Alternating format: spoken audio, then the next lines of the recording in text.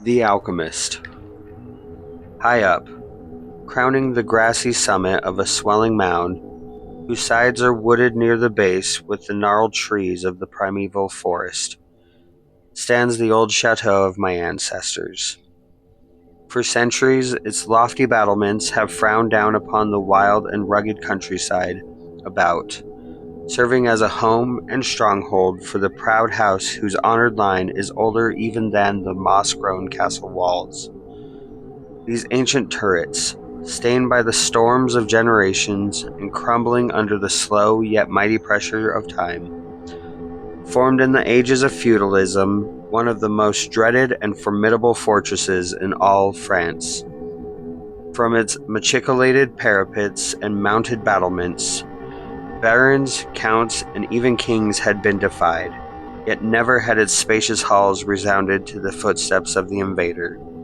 But since those glorious years all is changed, a poverty but little above the level of dire want, together with a pride of name that forbids its elevation by the pursuits of commercial life, have prevented the scions of our line from maintaining their estates in pristine splendor, and the falling stones of the walls, the overgrown vegetation in the parks, the dry and dusty moat, the ill-paved courtyards, the toppling towers without, as well as the sagging floors, the worm-eaten wainscots, and the faded tapestries within, all tell a gloomy tale of fallen grandeur. As the ages passed, first one, then another of the four great turrets were left to ruin, until at last but a single tower housed the sadly reduced descendants of the once mighty lords of the estate. It was in one of the vast and gloomy chambers of this remaining tower that I, Antoine, last of the unhappy and accursed Comte Dick, first saw the light of day, 90 long years ago. Within these walls, and amongst the dark and shadowy forests, the wild ravines and grottos of the hillside below, were spent in the first years of my troubled life. My parents I never knew. My father had been killed at the age of 32, a month before I was born, by the fall of a stone somehow dislodged from one of the deserted parapets of the castle.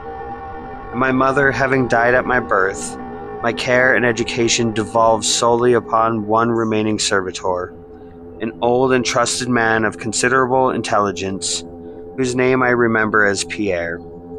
I was an only child, and the lack of companionship with which this fact entailed upon me was augmented by the strange care exercised by my aged guardian in excluding me from the society of the peasant children whose abodes were scattered here and there upon the plains that surrounded the base of the hill. At the time, Pierre said that this restriction was imposed upon me because my noble birth placed me above association with such plebeian company. Now I know that its real object was to keep from my ears the idle tales of the dread curse upon our line, that were nightly told and magnified by the simple tenantry as they conversed in hushed accents in the glow of their cottage hearths.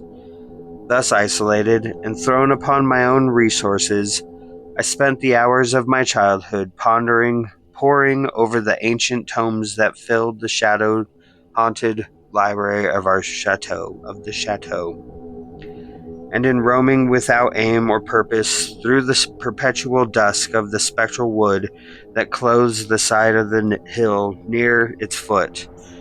It was perhaps an effort of such surroundings that my mind early acquired a shade of melancholy. Those studies and pursuits which partake of the dark and occult in nature most strongly claimed my attention. Of my own race I was permitted to learn singularly little, yet what small knowledge of it I was able to gain seemed to depress me much.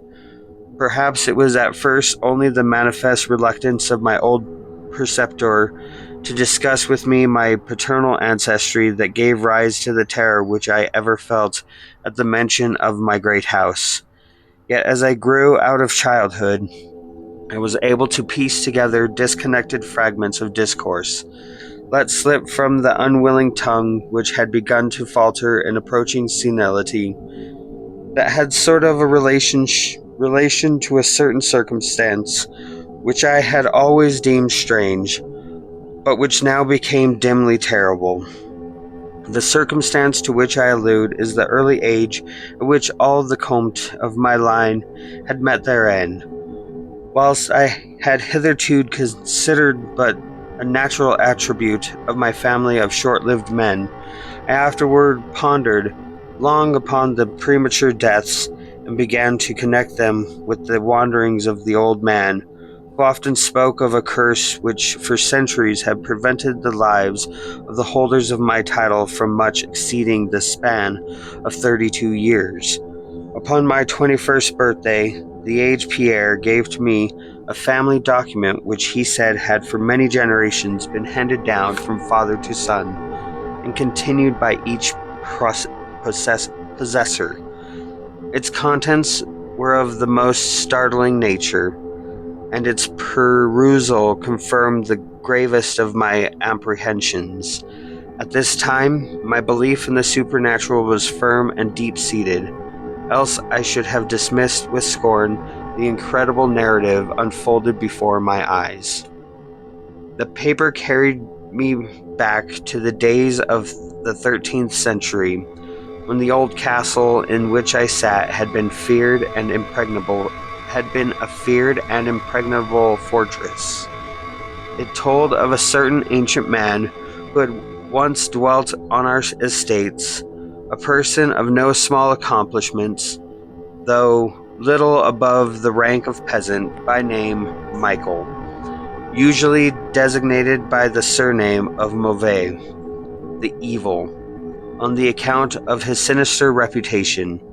He had studied beyond the custom of his kind, seeking such things as the philosopher's stone or the elixir of eternal life, and was reputed wise in the terrible secrets of black magic and alchemy. Michael Mauvais had one son, named Charles, a youth as proficient as himself in the hidden arts, and who had therefore been called the sorcier, or the wizard.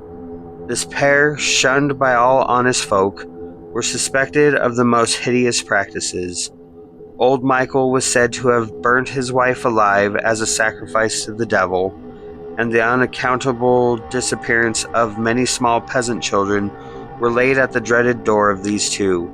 Yet through the dark natures of the father and the son ran one redeeming ray of humanity.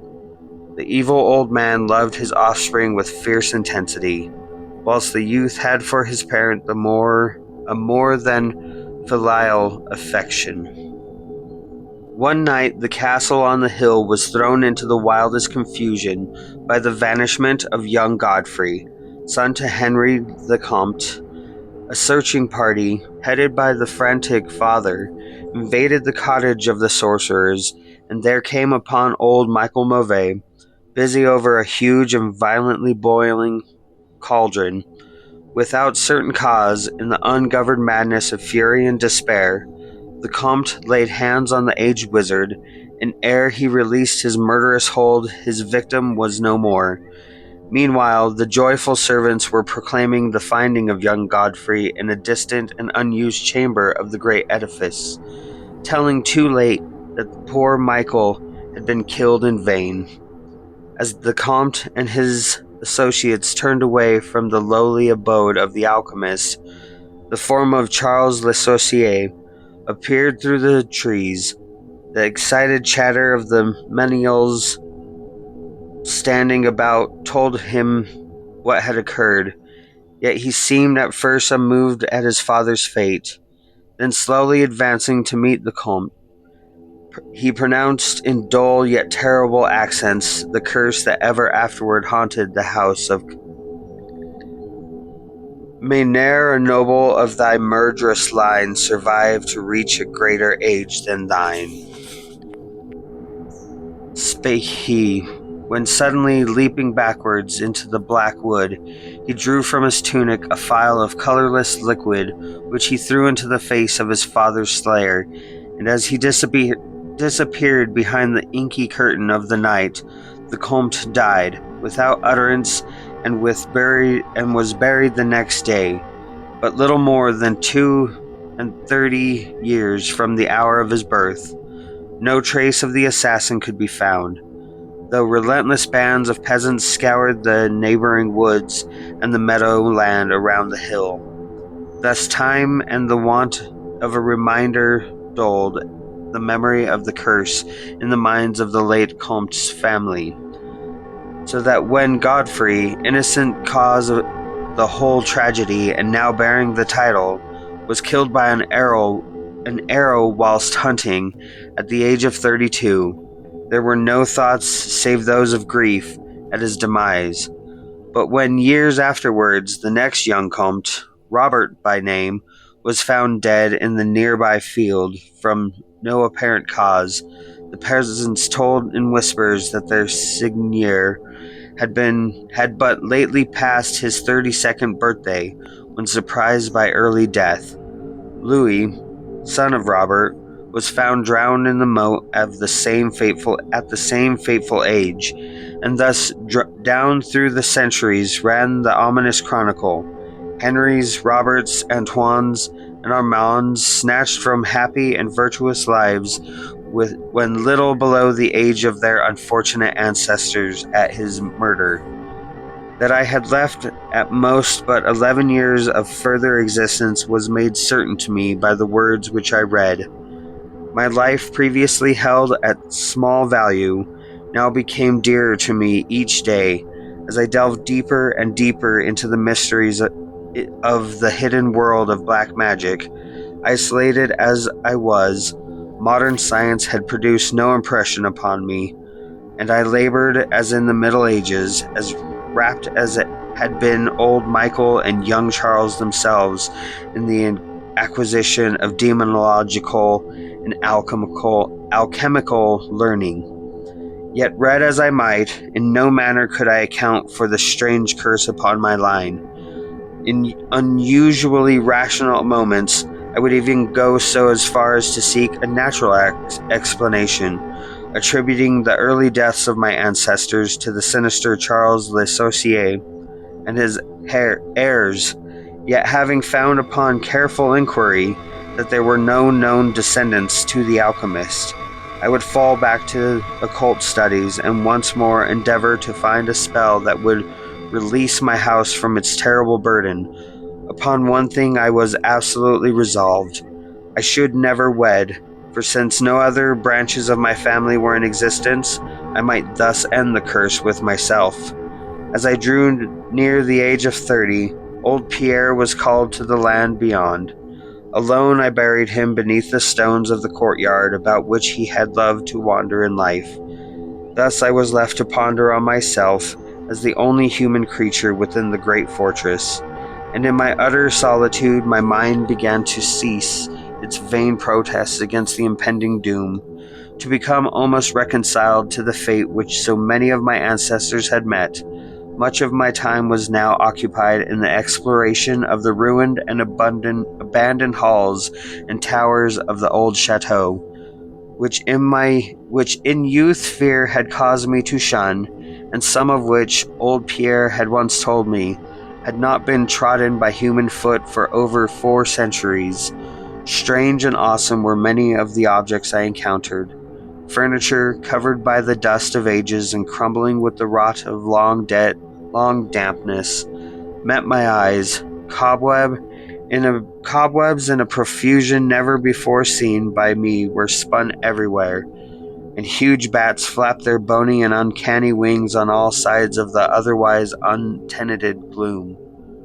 Of my exact age, even down to the days and hours, I kept a most careful record, for each moment of the pendulum of the massive clock in the library told off so much more of my doomed existence.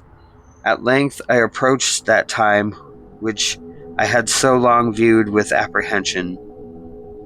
Since most of my ancestors had been seized some little while before they reached the exact age of Comte Henry at his end, I was every moment on the watch for the coming of the unknown death. In what strange form the curse should overtake me, I knew not, but I was resolved, at least, that I should not find me a cowardly or passive victim. With new vigor, I applied myself to my examination of the old chateau and its contents. It was upon one of the longest of all my excursions of discovery in the deserted portion of the castle, less than a week before that fatal hour which I must mark the utmost limit of my stay on earth, beyond which I could have not even the slightest hope of continuing to draw breath, that I came upon the culminating event of my whole life. I spent the better part of the morning in climbing up and down half-ruined staircases in one of the most dilapidated of the ancient turrets. As the afternoon progressed, I sought the lower levels, descending into what appeared to be either a medieval place of confinement or a more recently excavated storehouse for gunpowder. As I slowly traversed the niter-encrusted passageway at the foot of the last staircase, the paving became very damp, and soon I saw by the light of my flickering torch that a blank, water-stained wall impeded my journey.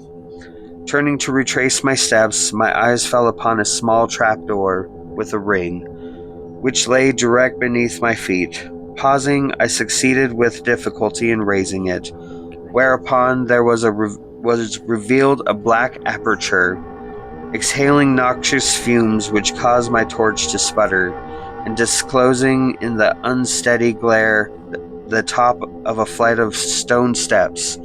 As soon as the torch, which I lowered into the repellent depths, burned freely and steadily, I commenced my descent.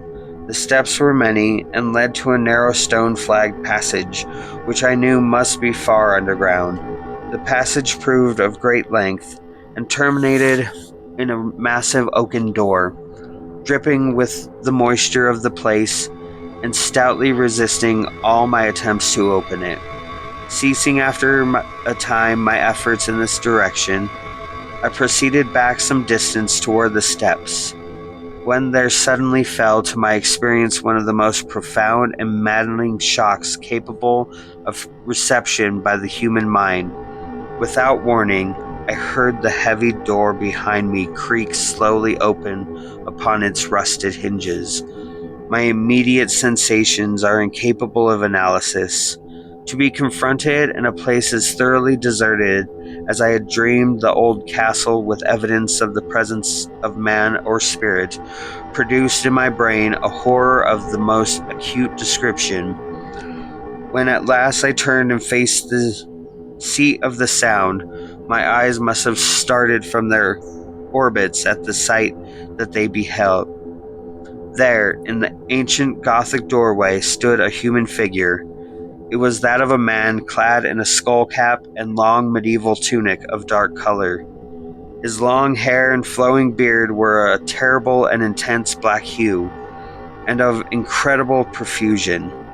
His forehead, high beyond the usual dimensions, his cheeks deep sunken and heavily lined with wrinkles, and his hands long, claw-like and gnarled, were such of a deathly marble-like whiteness as I had never elsewhere seen in man.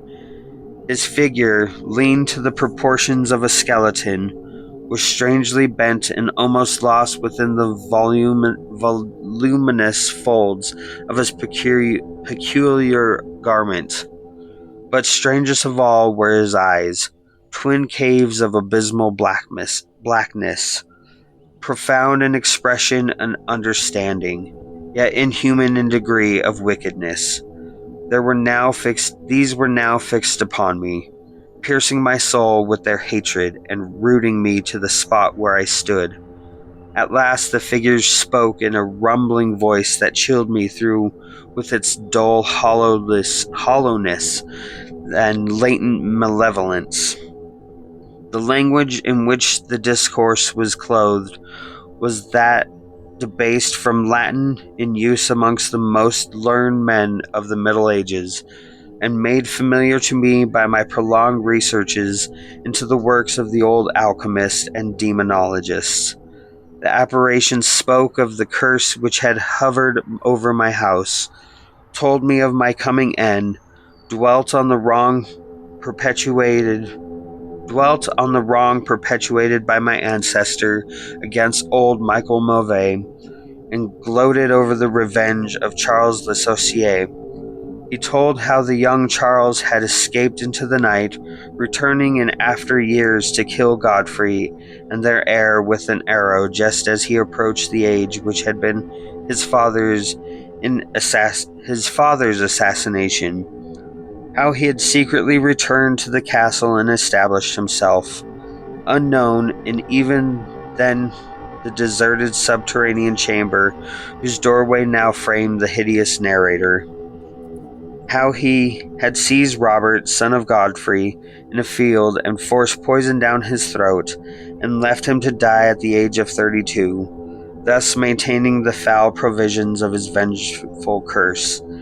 At this point, I was left to imagine the solution of the greatest mystery of all, how the curse had been fulfilled since the time when Charles Le Saucier must, in the course of nature, have died, for the man digressed into an account of the deep alchemical studies of the two wizards, father and son, speaking most particularly of the researches of Charles Le Saucier concerning the elixir which should grant him who partook of it eternal life and youth. His enthusiasm had seemed for the moment to remove from his terrible eyes the hatred that had first so haunted them. But suddenly the fiendish glare returned, and with a shocking sound like the hissing of a serpent, the stranger raised a glass vial with the evident intent of ending my life, as had Charles Le Saucier 600 years before ended that of my ancestor. Prompted by some preserving instinct of self-defense, I broke through the spell that had hitherto held me immovable, and flung my now dying torch at the creature who menaced my existence. I heard the phial break harmlessly against the stone of the passage as the tunic of the strange man caught fire and lit the horrid scene with a ghastly radiance. The shriek of fright and the impotent malice emitted by the would-be assassin proved too much for my already shaken nerves, and I fell prone upon the slimy floor in a total faint. When at last my senses returned, all was frightfully dark, and my mind, remembering what had occurred, shrank from the idea of beholding more. Yet curiosity overmastered all. Who, I asked myself, was this man of evil? And how came he within the castle walls? Why should he seek to avenge the death of poor Michael Mauvais? And how had the curse been carried on through all the long centuries since the time of Charles Le Saucier? The dread of years was lifted from my shoulders, for I knew that he whom I had felled was the source of my danger from the curse, and now I was free. I burned with the desire to learn more of the sinister thing which had haunted my mind for centuries, and made my own youth one long continued nightmare. Determined upon further exploration, I felt in my pockets for flint and steel, and lit the unused torch which I had with me. First of all, the new light revealed the distorted and blackened form of the mysterious stranger. The hideous eyes were now closed. Disliking the sight, I turned away and entered the chamber beyond the Gothic door. Here I found what seemed much like an alchemist's laboratory. In one corner was an immense pile of shining yellow metal that sparkled gorgeously in the light of the torch. It may have been gold, but I did not pause to examine it, for I was strangely affected by that which I had undergone. At the farther end of the apartment was an opening leading out to one of the many wild ravines of the dark hillside forest. Filled with wonder, yet now realizing how the man had obtained access to the chateau, I proceeded to return. I had intended to pass by the remains of the stranger with averted face, but as I approached the body, I seemed to hear emanating from it a faint sound as though life were not yet wholly extinct. Aghast, I turned to examine the charred and shriveled figure on the floor. Then all at once the horrible eyes, blacker even than the seared face in which they were set, opened wide with an expression which I was unable to interpret. The cracked lips tried to frame words which I could not well understand. I once caught the name of Charles Le Sorcier. Once again I fancied that the word years and curse issued from the twisted mouth. I still was at a loss to gather the purport of his disconnected speech, and my evident ignorance of his meaning. The pitchy eyes once more flashed malevolently at me, until helplessly as I saw my opponent to be, I trembled as I watched him. Suddenly the wretch, animated with his last burst of strength, raised his hideous head from the damp and sunken pavement. Then, as I remained paralyzed with fear, he found his voice in his dying breath, screamed forth those words which have ever afterward haunted my days and my nights. "Fool," he shrieked, "can you not guess my secret? Have you no brain whereby you may recognize the will which has through 6 long centuries fulfilled the dreadful curse upon your house? Have I not told you of the great elixir of eternal life? Know you not how the secret of alchemy was solved? I tell you, it is I, that have lived for 600 years to maintain my revenge. For I am Charles Le Sorcier."